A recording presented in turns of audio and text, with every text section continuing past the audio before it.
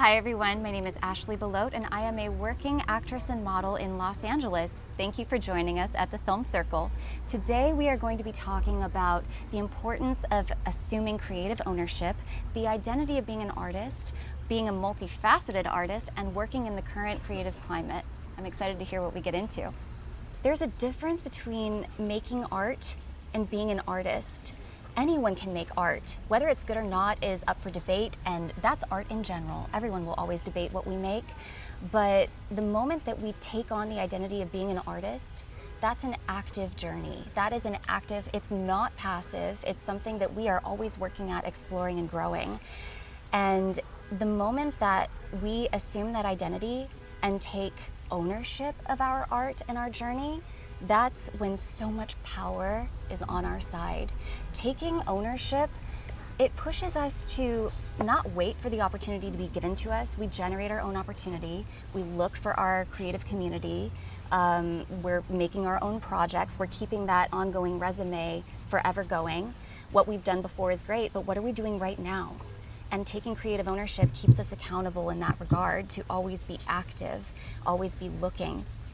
And in that journey, collaboration is such an important piece.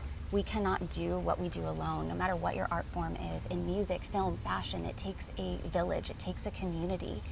And it can't be just one person running the show. To make a cohesive vision, we all have to be willing to put ego aside, show up, yes, have a vision that we've all agreed upon, but in real time, be willing to interpret everyone's artistic instincts, empathize, process, and produce to where we're all on the same creative page.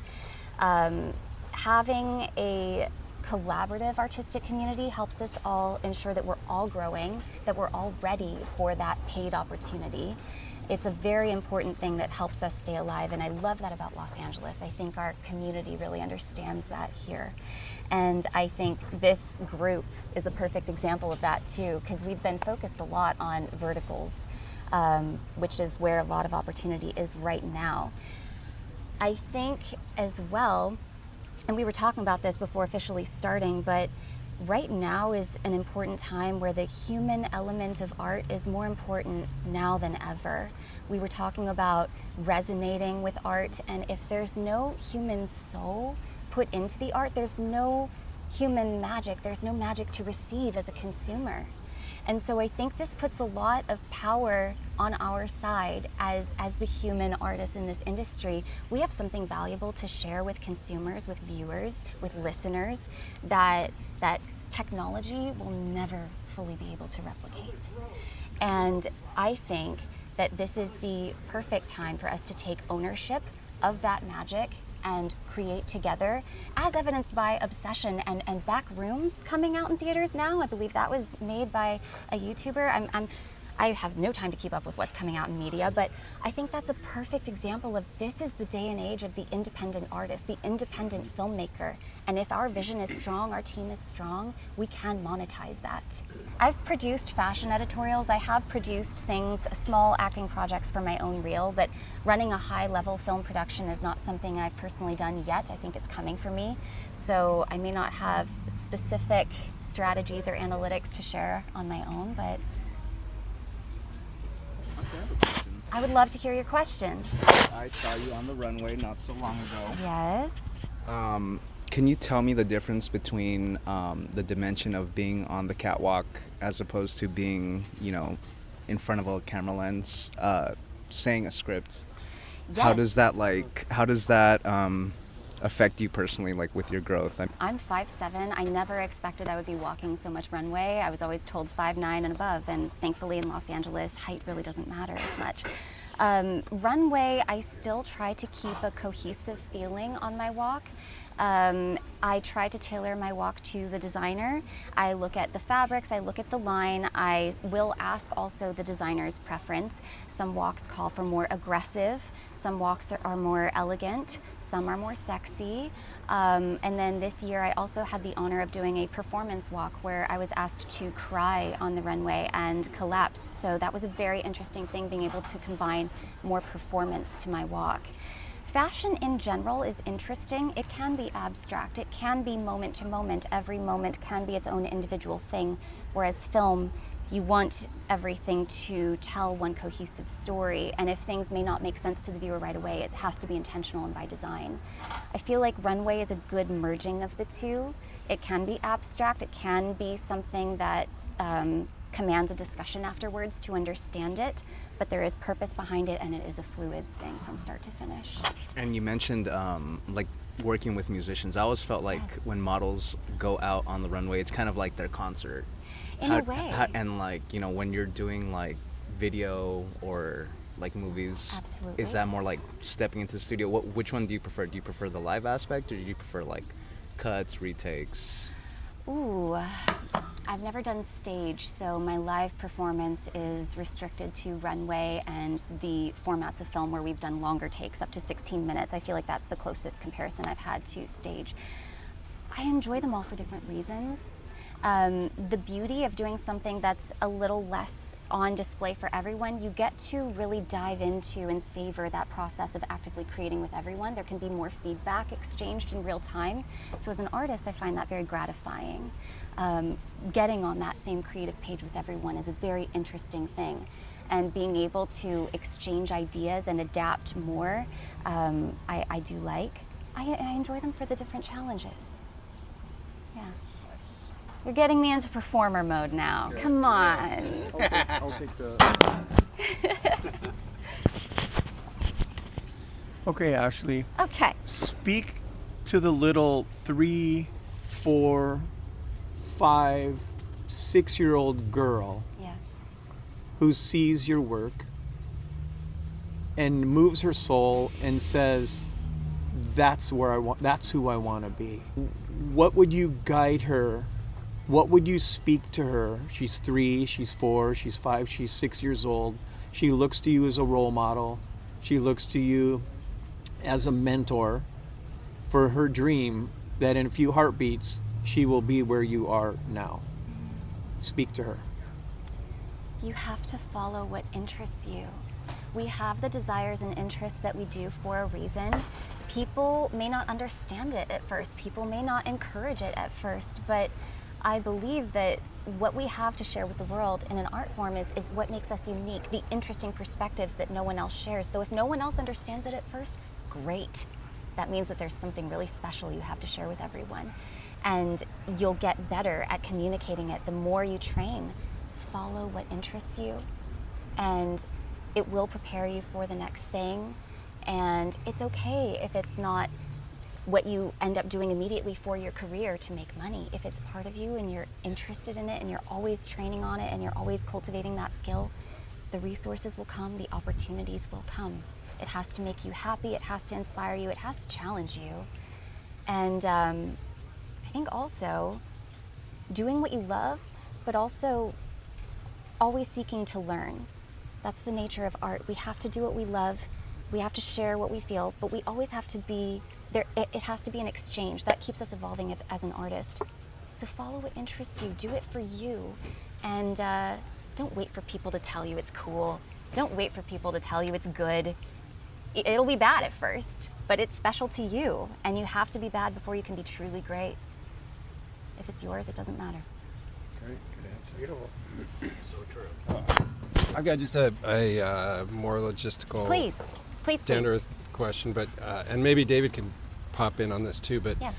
you've done 31 verticals. Yes, I have. So what have you noticed is a change in the industry from when you first started, Okay. like, to now? Well, there is a very particular change that we probably have been talking about in this group. I was absent last week, so sorry if I am revisiting something that's been very touched on. There is a big shift. A lot of the Chinese platforms are canceling shows right now to be done fully through artificial intelligence. And that is putting a lot of us, in a position where we are working a little less frequently. I'm actually excited by this because we have had a city of very talented creatives that are used to working in the Olympics of art, that have been very trained on how to do this. And if there's less work coming to us, what does that mean? I think we're going to see a rise in American-based platforms. And I think we're going to see a rise in more stories that we know American women want to see. We're going to see more female characters that they've been begging us for. We're going to see more culturally in tune storylines. And I think if and when the other platforms start recognizing the value in the human-based shows, I think they're going to have some really strong competition on their hands. So I'm very excited for this. Yeah, I would agree with that. And you know, to reference the Chinese-based industry that has been kind of the catalyst for this to come forward, it's almost like rocket boosters. That industry got the trajectory started, Yeah. and is it because now there's a new shiny blinky thing and they'll go on to the new technology, which is the AI a portion of it, which is fine. Will they jettison and leave the human actor, the live actor model? But what's most important is what's true to the American culture and the European culture and every culture, really. There will be live actors even in the Chinese industry, and you know, gratitude for them for, you know, giving the spark to the fire, really. Yeah. And we'll see the AI develop, which is beautiful because it has its place, and the human element will carry forward. So we'll embrace it all. Yeah, we will. Embrace it all, for sure. Yeah, we will. Oh, yes, yes. So thank you for your speech. my God, You sorry. speak so It was a beautifully lot. and elegantly, I would say. So thank you. Further, so you talked about this shift from going from being making art to being an artist, and part of what comes with that is, of course, monetization of your art. Can you talk a bit about, as much as you're willing to share, Yeah. like what that shift was like? Did it come pretty quickly and relatively easy once it came? Like, did projects start kind of rolling in, or how long was the fight? Did the fight, that drive and fight, have to go on? I'm sure it's maybe still having to happen now, maybe, but I'm curious to hear your experience with that. Absolutely. No, that's a great question, because a lot of artists at heart, we don't really care about the money, but we have to look at money as the resource that empowers us to do more of what we love. So that is an important thing. I think for me, and I hear this a lot, that if you do what is mainstream, that's selling out. I disagree. I think that the way to monetize is taking a look at, what do I have to offer? What do people want to consume? How can I match it up? And at the time where I was making that shift, the greatest demand and money was in the vertical space. So for me, that was learning that medium, learning the style, learning how I could make myself more marketable in that space.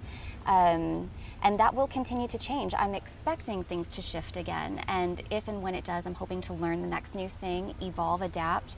Adaptability is a very big key factor in how we can continue to monetize things.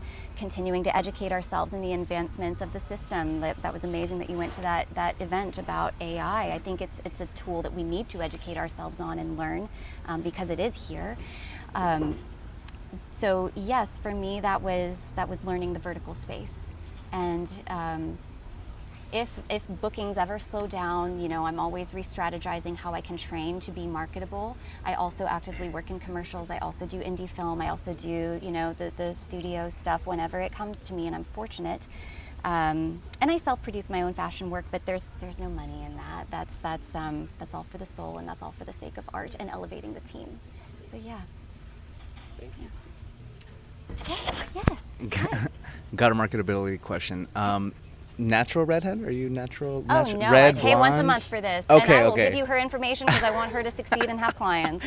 You know what? But I realize there's a space there, and especially, like, you know, I think one of the classics is Lucille Ball was, I think. I'm obsessed with her. Right, I'm right. obsessed with her. How do you, coming from like a market standpoint, how do you how do you like find your target audience? Because I've been watching Suits on replay, and Donna, she's like one of the, beautiful like red hair. Like how do you work that? Do they put you in a box? Like what goes on there? They can. They absolutely can. I was blonde before this, and I was only going out for, pardon my language, the bitch or the call girl or the stripper, and I was not booking very much, but also I recognize I hadn't learned how to play mean yet, and I was still growing in that. But the moment I went red, the amount of range that casting was willing to see me for, I can go out for the quirky one, the girl next door, the sexy one, the mean one, the nice one. And so I feel like for now, this visual, what they're willing to accept me as. I am going to take this moment to sing the praises of every producer I've ever worked with. I feel very fortunate. I feel like I've been kept very comfortable. As a performer, I do definitely appreciate anytime there's some temperature management. If there's extreme cold or something, I'm happy to work in that, but having heat available, being able to stay in the air conditioning if we will be performing in the heat for a long time. But I can't ask for anything better than what I've experienced, because I know the crew be out there in those elements and not complaining and doing the hardest work. I have had to work in the middle of winter, freezing below zero, soaking wet with no heat. I've had to shoot in the desert, high sun, 113 degrees, climbing boulders in heels and gowns, and I will do it for the shot. I feel like I'm kept very comfortable. What I do appreciate as a performer, though, on a vertical set especially, because things move so fast by the time we get there, we're shooting 20 pages a day, I really value and appreciate when there's time made for table read or rehearsal or fitting. I do appreciate when directors take the time to make a vision board for the show, for me to understand what I'm going to walk into with lighting, style, tone. It helps me understand what I should bring as my instincts for performance. And sometimes schedules just get crazy and table read is entirely cut and everyone just jumps in on first day and you make it work. But I think we have been doing a great job with comfort measures in Los Angeles. We are great with usually having an intimacy coordinator, a qualified stunt coordinator. Usually we will have a table read, and it's my job to be willing to jump into rhythm once I get there. Yeah, but temperature control is a nice thing to have. It's important. Yeah. Yeah. I remember first time when I saw you, it was on a set. Yes. And you were like, it was like raining. Yes. And also outside it was cold. It was pretty cold. Yes. And it was like you were But I've done running worse. in a wedding dress. Yes. And your eyes. Oh my God! I remember the day. And they were so sweet. They brought me hot tea. They were wrapping me in a blanket in between, and I was even saying, I'm okay, as I'm shivering. And they're like, no, I'm generating heat, it's okay. But Yeah, it was cool production. they went out of their way. They were so very kind to me. attentive. They tried to protect actors, Yes. like always. Always. Intimacy coordinator, because it's something new, right? I mean, Fairly like new. 10 years ago, Last 20 couple years years. ago, Yes. there is no such a profession like intimacy coordinator. Mm-hmm. Just direct everything. But right now, this is cool. It's wonderful. And Because even you feel if safe, right? Yes, but also even if you're comfortable with your co-star and you're comfortable with the material, I always tell them, watch monitor, and if you have notes that will sell this moment better about physicality, what will play better to camera, please chime in. They're there to also really help finesse that moment and make it the best it can be. So it's not just for safety and comfort. It's nice to have. Yeah, I talked to an intimacy coordinator at the LA. I spoke with a intimacy coordinator at the LA film drama market, and she was saying, which surprised me, it's not necessarily just like sex scenes that the intimacy coordinator is called in for. It's any kind of, if you've got a scene where you're in the shower or something, or any place where the actor has to be especially vulnerable, that they bring in an intimacy coordinator. I think that's a great new development. It's so lovely. If they can afford it, right? Yes. We used to call them hookers back in my day. You mentioned the shot list, set list, giving you the tools of visual aids to be able to allow you to mentally prepare, physically prepare, Yes. accessory prepare. mind rehearse, all those things. And I was thinking about that this past week, and Matt Macedo spoke a few weeks ago. Really amazing content as well.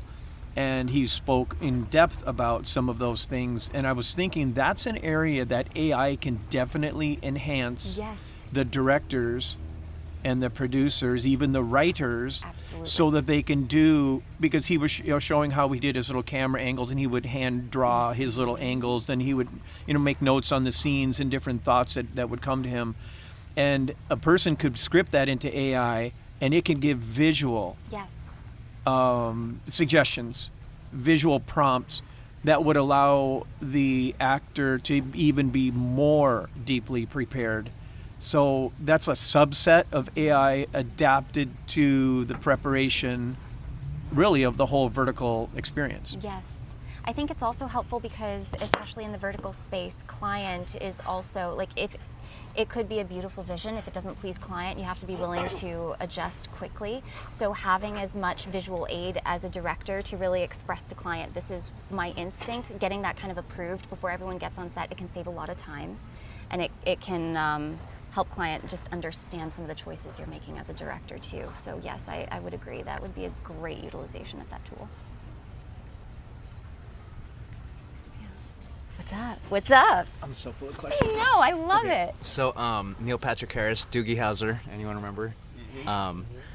What was it like going to college so young? Like, you said 15, right? Yes, Like, yes. I'm already, I had no social life in a way as a child. I was homeschooled to begin with as well. Wow. Yes. I don't know, it was around 15 that I looked around and I wanted to be a nurse because I wanted to make a difference with my life. And being a patient is such a vulnerable experience. You're so exposed. You're on a flimsy hospital mattress in an open back gown, and everyone's coming and going with no warning. And I was like, I just really wanted to be there for people during that time. And so I just did everything I could to make it happen sooner. I didn't want to waste time. And thankfully, having the financial resources as a nurse empowered me to really explore and cultivate my skills as an artist. And I don't think I would be here today had I not done that career. And I think I'll always be a nurse at heart. And I probably will go back to the bedside at some point. I just don't know when. We'll see. We'll see. it's a lot of emotions, when you're with a Yes. patient, with your cancer patients or whatnot, you're emulating those emotions on screen. So Yeah. So I've worked pretty much every specialty there is in the hospital. In my medical career, I've worked in progressive care, stroke, cardiac, open heart post-op, neurosurgery, oncology, and then when I moved out here, I was in the float pool, which was whatever unit was short-staffed for the night in Compton. And then I was a charge nurse for the float pool, supervising my nurses scattered throughout the whole hospital. My favorite specialty I ever worked was oncology, because it is such a personal experience for everyone, and there's so much actively being discovered in that field, and so everything your patient says is important, and every feeling they have is important. And what I treasured about oncology is the personal relationships you would build with the patients and their families. The doctors were very caring, but also in one shift, you'd go into one room, and it's a patient that has been undergoing treatment for a few months already. They're just feeling a little down, but they know the journey they're on, and so you know that they need you to crack every dad joke that there is while you're in the room and doing your thing. You go into the next room, and it's someone just getting the news for the first time. They're in shock. It's shell shock in a way. They need facts, they need space, and they need freedom to feel however they feel. You go into the next room, it's a patient that you're sending off to hospice, and you're sitting with the family, and perhaps you cry with them. How are you finding dealing with, or maybe you don't deal with them, but how are you finding sort of fandom and being famous Oh, well, within the vertical world? I don't think I'm famous, and in a way, I hope I never am, because right now I feel like I have this gift of getting to be candid with people and real with people, and I never want to lose that.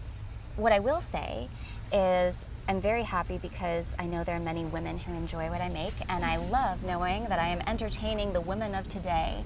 And there are lovely ladies all around the world who say they appreciate my work. So to me, I take that as I'm on the right track. I seem to be making work that certain people are resonating with and enjoying consuming.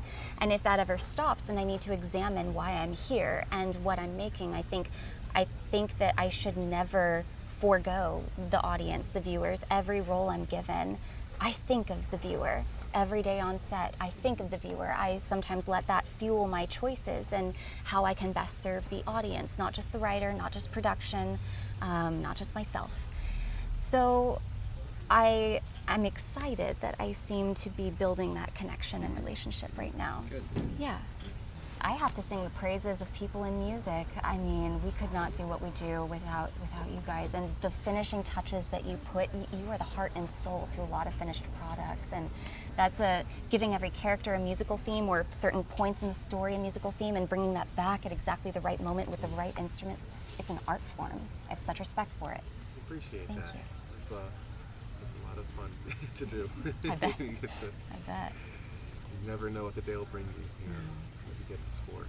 In another life, I would have loved to be a musician, but so much time and energy to be a good one that I just don't have at this point right now. That's right.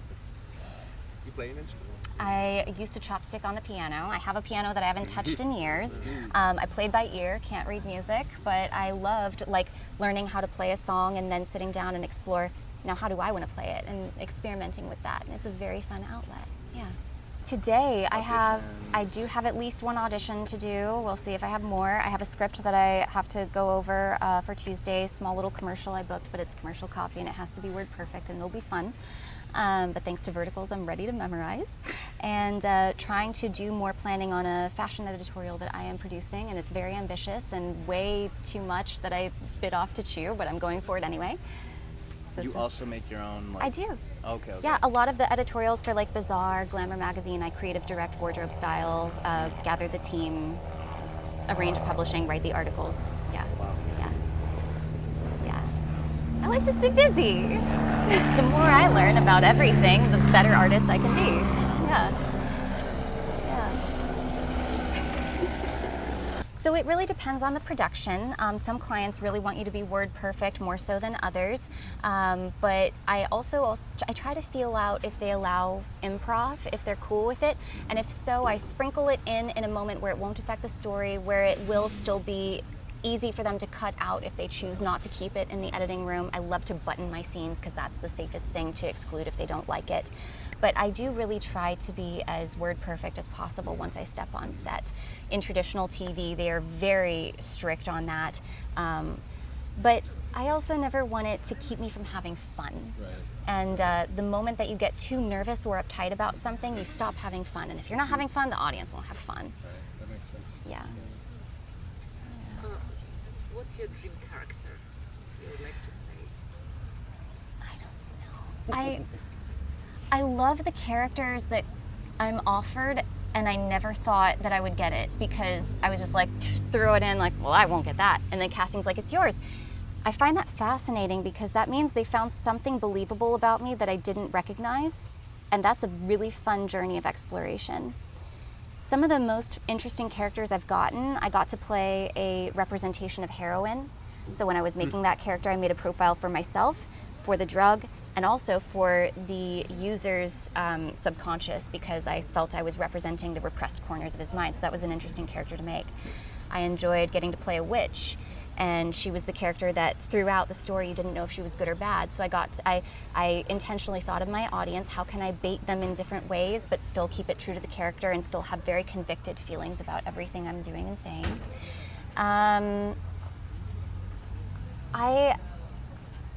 I really don't, I can't pick one, because I feel like it's a selfish thing for me to pick one. I'm interested in seeing what's available and what people are interested to see me do. Yeah. Cool. I'm sorry, that's not an answer. I love it. No, I love it. When your confidence is fueled by belief in yourself instead of validation from others. And there is a writer in the story. They have a vision, a general vision, very much like we do in real estate. There's an architect, there's builders, we build this, but at the end of the day, there are the designers, and they bring the magic. They bring it all together. So a writer would have a direction and a concept and a vision of where the story is to go, but the magic is when you take your essence and bring that essence that no one else can bring. That's the magic. I would agree. I would agree. It's vulnerable, it's scary, it's brave, it's sloppy, it's messy, it's embarrassing sometimes, but it's what makes this beautiful. But it's life. It's life. You look at every flower, every leaf, everyone's a little different shape, but it makes the panorama. And I think it's our job to live life in public or create pieces of life that is very vulnerable and what people may think exclusive to them, and let people realize, no, this is a shared experience. I think it's our job. All right, thank you everyone for joining us at the Film Circle. Be sure to tune in next week for another exciting discussion.